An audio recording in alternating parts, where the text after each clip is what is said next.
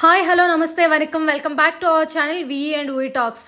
ఇప్పుడు టైం 4:50 అవుతుంది. ఇప్పుడే సలార్ ప్రీమియర్ షో చూడడం జరిగింది. సో లేట్ లేకుండా మూవీ రివ్యూ చెప్పేద్దాం. వీడియో ఎండ్ వరకు చూసి ఒకవేళ మీరు కూడా మూవీ చూసినట్టయితే మీ ఒపీనియన్ కమెంట్ సెక్షన్లో తెలపండి.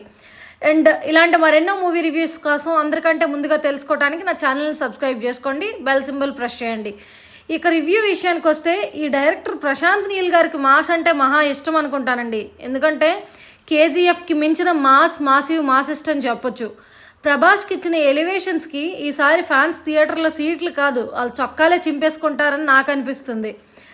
ఇంతకీ అసలు ఈ స్టోరీ విషయానికి వస్తే ఏంటంటే ఫస్ట్ 45 మినిట్స్ కూడా అంటే స్టోరీని బిల్డ్ చేస్తూ వచ్చాడండి. జనరల్గా ఏదో హీరో ఇంట్రొడక్షన్ ఇచ్చేసి హీరో ఎలివేషన్స్ పెట్టడం కంటే స్టోరీని ఒక లెవెల్ వరకు బిల్డ్ చేసుకొని వచ్చి అక్కడ హీరో ఇంట్రొడక్షన్ ఇచ్చి మంచిగా ప్రభాస్ గారికి మంచి ఎలివేషన్లు ఇచ్చాడు. ఆ ఎలివేషన్ చూస్తే ఏమనిపించిందంటే ఇంతవరకు కటౌట్ చూసి కొన్ని నమ్మేయాలి డ్యూడ్ ఉన్న డైలాగ్ కూడా ఇప్పుడు కటౌట్ కోసమే కొన్ని ఫ్రేములు పడతాయి డ్యూడ్ అనిపించింది నాకైతే. సో మీకు కూడా అలాగే అనిపిస్తే కమెంట్ సెక్షన్లో తెలపండి. అంతేకాకుండా బీజిఎం విషయానికి వస్తే compare to KGF or any other కొంచెం డౌన్ అయ్యిందని నాకు అనిపిస్తుంది పర్సనల్గా.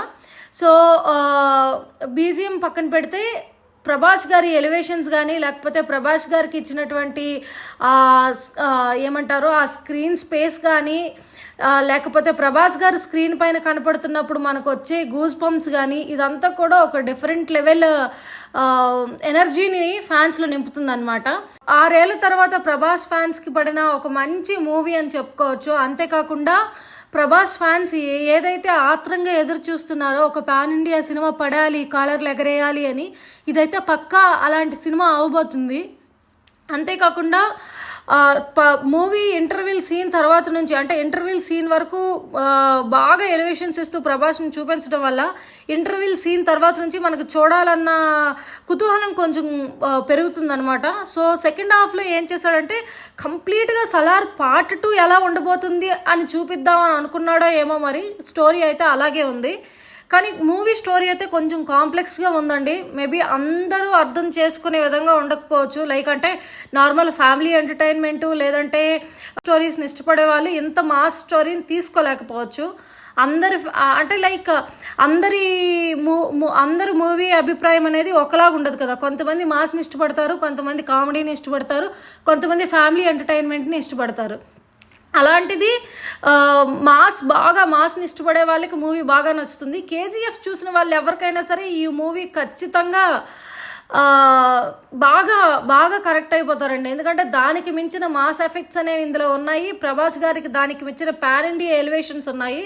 అసలు నిజంగా ఈ మూవీని పాన్ ఇండియా మూవీ అని చెప్పుకుంటారు ఖచ్చితంగా. తర్వాత బాహుబలి తర్వాత మళ్ళీ ఇంత మంచి సక్సెస్, ఇంత మంచి స్టోరీ, ఇంత మంచి ఎలివేషన్స్ ప్రభాస్ గారికి ఈ మూవీలో కనిపించడం అనేది చాలా అంటే చాలా బెనిఫిట్ అనే చెప్పుకోవాలి. అంతేకాకుండా దీని తర్వాత సలార్ పార్ట్ 2 కోసం మనుషుల్ని ఎంతగా వెయిట్ చేయించాలో ప్రశాంత్ నీల్ గారు చేశారు అంటే ఆ క్లైమాక్స్ కానీ లేకపోతే ఆ సెకండ్ హాఫ్ పార్ట్లో చూపించినటువంటి ఆ సీక్వెన్సెస్ ఏవైతే ఉన్నాయో పార్ట్ 2 ఎప్పుడు వస్తుందా అని ఎదురు చూసేలా చేశాడు ఆడియన్స్ని. సో ఇదండి ఫస్ట్ పార్ట్ రివ్యూ. ఇలాంటి మరెన్నో మూవీ రివ్యూస్ కోసం నా ఛానల్ని సబ్స్క్రైబ్ చేసుకుని బెల్ సింబల్ని ప్రెస్ చేయండి. సో దట్ అందరికంటే ముందుగా నోటిఫికేషన్స్ రావడం వల్ల ముందుగానే రివ్యూస్ చూడొచ్చు. Thank you so much and thank you so much for all your support.